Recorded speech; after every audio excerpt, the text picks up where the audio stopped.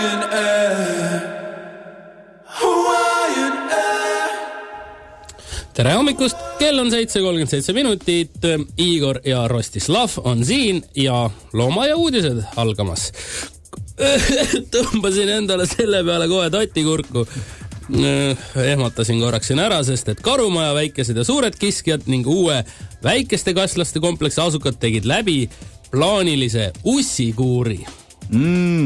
Parasiite tõrjuti ka Taga-Kaukaasia mägilammastel, kährikud said vaktsiinisüsti ning üks emane 2 küürkaamel, kelle küürud teineteisele väga lähestikku asetsevad ja küürude vahe palavate ilmadega hauduma kipub. Sinna pandi inimene. Oli hädas kärbsevakladega.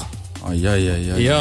Ja põletikulise ala stomosaaniga puhastamine mõjus tõhusalt, kuid kogu paaritunnise puhastuskuuri jooksul pidi talitaja kaameli pead kinni hoidma, et loom ravimit ära ei sööks. Aga kaamel on tegelikult ju päris tugev ju. On küll, ja eriti kui tal küürud lähestikku on. Ja. Kullimäel pääses lumekaku pesakonda kimbutama Nugis. 4 pojast kõige väiksema jõudis ta ära tassida ja kõige suuremal pea otsast hammustada. Järele jäänud 2 poega on varjul tagaruumides. Nugis tabati lõksuga. Lumekaku vanalinnud suudavad kaitsta küll iseennast, kuid poegade kaitsmisel jäävad kahjuks Nugisele alla. Samas on kaljukotkad aastate jooksul 2 korral puuri tunginud Nugise kahjutuks teinud. Kahjutuks teinud on väga hea väljend muidugi. Selle kohta, et lihtsalt ära söönud. Jah, aga ütleme, sellel Nugisel on ikkagi väga selline mitu elu, nagu öeldakse, kui kassil on 9 elu, siis Nugisel on vähemalt 19, sest et hoolimata sellest, et ta siis on kaljukotkaste poolt aastate jooksul mitu korda siis kahjutuks tehtud, tuleb ta igal aastal uuesti. Kas see Nugis on see kohaliku metsaelanik? Mitte nagu see, et ta ei ole nagu üks eksponaatidest? Ma arvan, et jah, et tegu on tegelikult... Oma võtmetega eksponaat, kes käib möllamas. Tegu on siis 20 aasta taguse ikkagi parlamendi spiikri Ülo Nugisega, kes käib ikka iga aasta siis lumekaku poegi ja konna ja kalakotkaid kimbutamas. Kas see mees, kes viimati sattus meedia huviorbiiti sellega, et hakkas juukseid teistpidi kammima? See, kes sattus meedia huviorbiiti sellega, kui tal siis parukas tänava peal ära lendas. See oli ikkagi parukas või? No muidugi. Mina ei usu. Ta lihtsalt kammis võttis uue soeng. Vanamees ei tohiks uut soengut võtta, see ei sobi lihtsalt tegelikult. See lihtsalt ei sobi. Aga lähme edasi veelinnutiikidele. Vanalindude sekka sulistama lasti 2 noort jääkosklat, 1 hahk ja 1 tuttvart.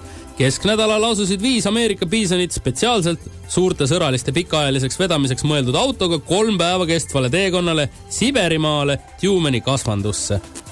Venemaale roadtripile siis. 3 päevaga, oota, mis asju, kuidas? 3 päevaga sõidavad Siberisse. Autoga või? Jah, autoga. Et 3 päeva võtab ainult aega, et Siberisse 3 päeva, no eks nad 5 on, et siis vaheldumisel roolis kogu aeg, jah. Et põhimõtteliselt auto ei seisa kunagi ainult bensiinijaamas, paak täis, kabanoss ja võib-olla siis... Mis sa arvad, kas mõtled selle ühe kabanossi või siis selle 2 nagu torulise? Tuublikad. 5 tuublikat. Arvan küll. Elevandimaja ninasarvikute poole ümberehitusega kaasnev tolm ja müra paneb proovile nii külastajate kui eksponeeritavate loomade heaolu.